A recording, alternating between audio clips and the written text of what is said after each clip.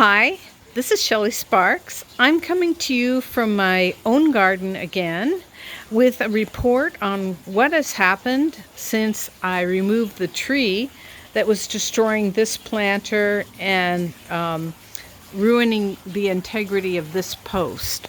So the tree came out. We rebuilt the planter. It actually looks just the exact same way it did probably 10 or 15 years ago when it still was all in one piece. And what I've done is I've added some succulents that can be enjoyed from my office here. And the major planting that I've done is this tree, which is a jacaranda.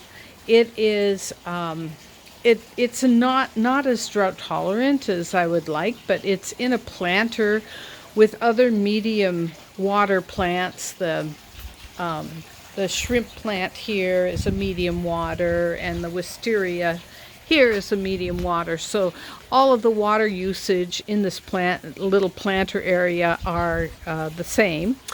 And so the tree that I replaced for the tupidanthus, some people might question my choice, but this particular jacaranda is a brand new variety, a dwarf variety, and it only gets to be a 10 by 10 tree, so it will fill this space pretty nicely and give us some shade.